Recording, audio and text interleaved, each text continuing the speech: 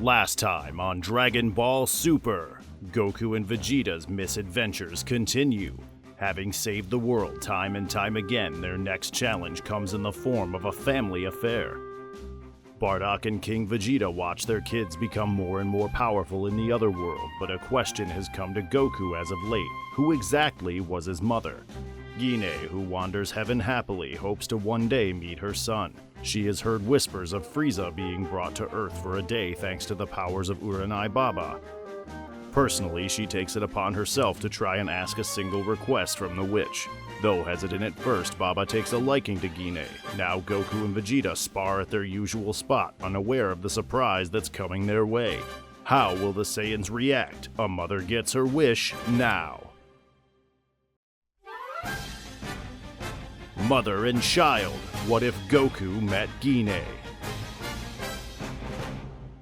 Ready, Vegeta? Come at me, Kakarot. Goku rushed towards his rival, launching a barrage of kicks at him. Vegeta was able to dodge every single one of them, catching Goku off guard and headbutting him in the face. Goku screamed in pain, making Vegeta back up. What the hell? Vegeta asked himself. He hadn't hit him that hard. Goku was covering his mouth, walking backwards. Ah, you made me bite my tongue! Kakarot, you idiot! Kakarot?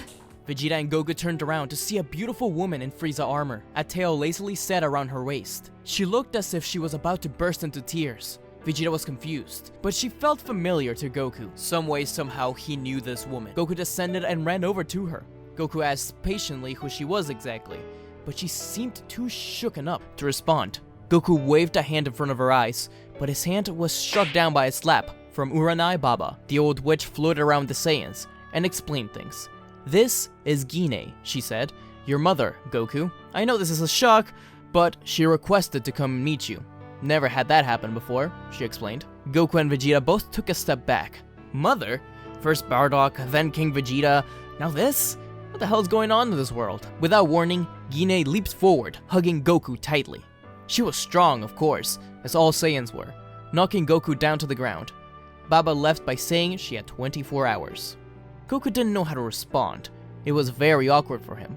Once Gine let go, she realized that Kakarot wasn't very excited to see her. She tilted her head, wondering what was wrong. Her son rubbed the back of his head awkwardly. Sure, this was his mother, maybe, but this was all just very strange. I shouldn't have come here. No, it's not that. It's just... I'm sorry, Kakarot. I'm just a stranger to you. I should go.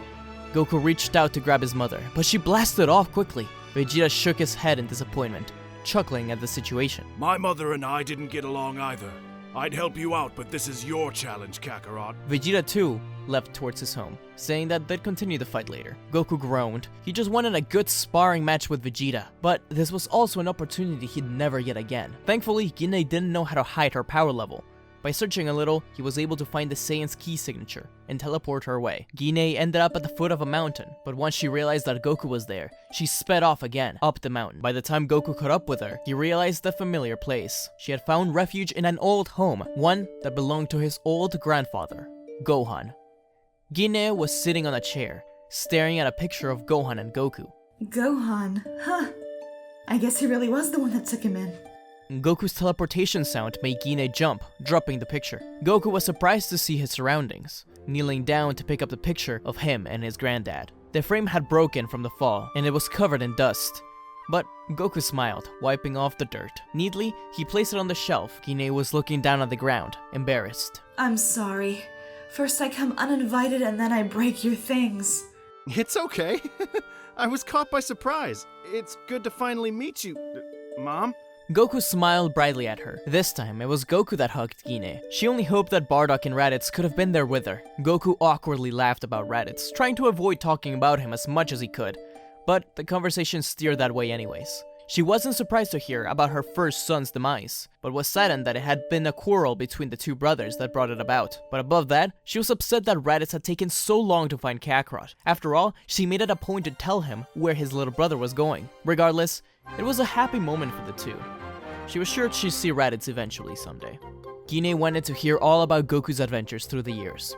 The two sat outside of Grandpa Gohan's home, where Goku felt a little nostalgic. Before he could begin the story, however, his stomach began to grumble, and so did hers. Goku jumped up, excited, telling Gine that his wife would have food ready for sure. Gine's lips curled in a smile, happy to hear that her son was married.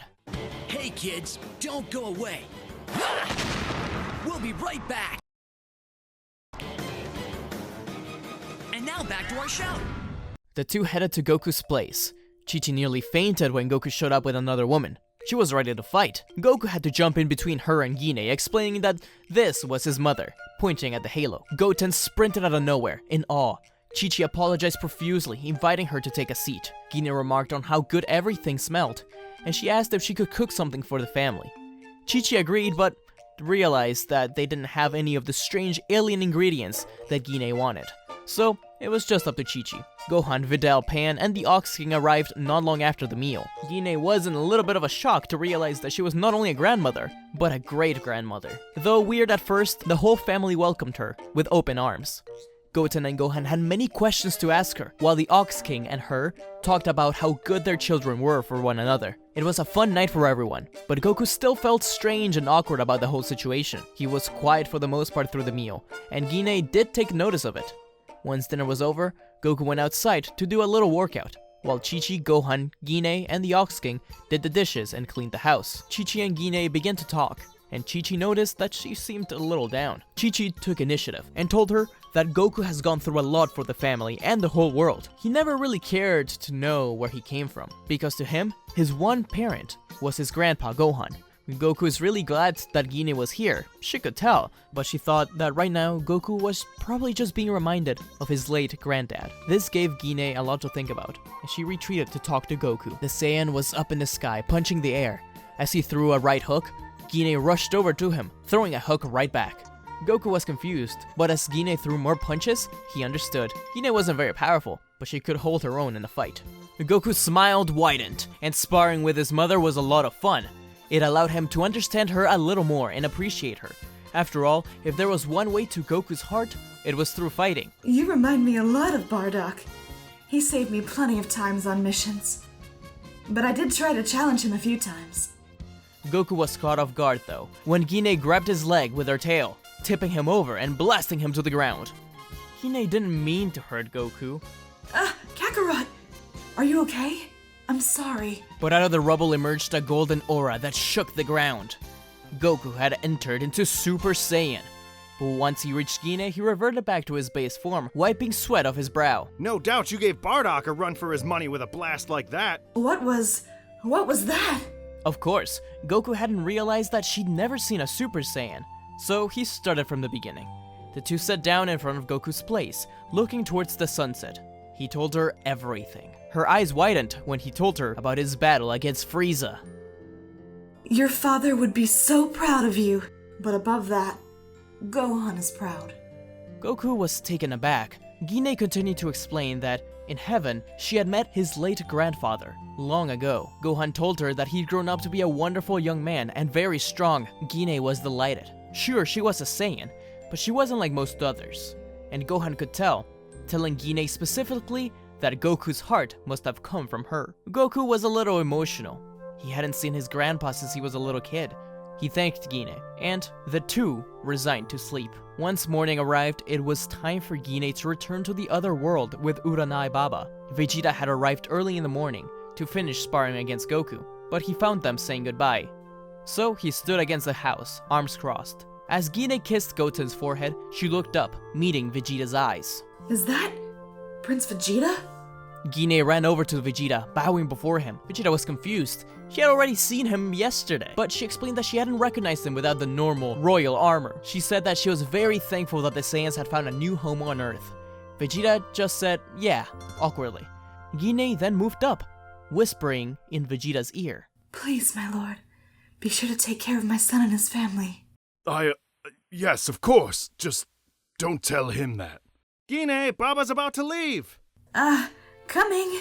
Gine ran to Baba, but she pulled in Chi-Chi and Goku both for a huge hug. As Baba floated to her, Gine smiled with a tear in her eyes. I'm sorry we never got to come back for you. But I'm glad you survived, Kakarot. Goku smirked and nodded. Thank you for saving me. Gine disappeared and Goku dropped his waving hand. Everyone looked worried to him. as they sensed an aura of melancholy around him.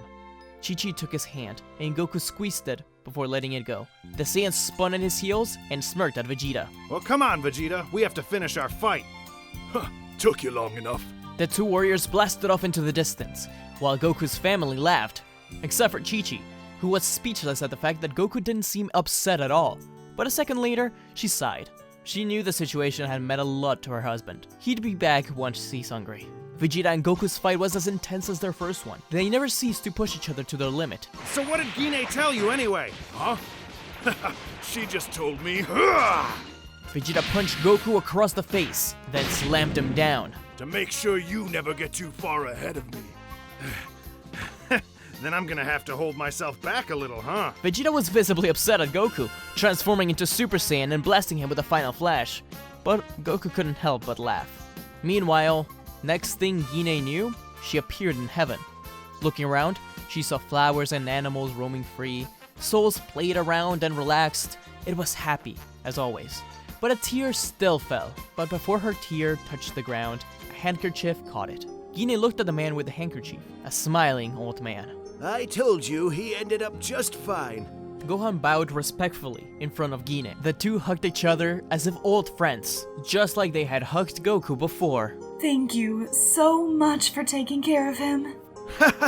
We really should be thanking the Earth as a whole for welcoming him. I'm glad we were at least a small part of his mystical adventure.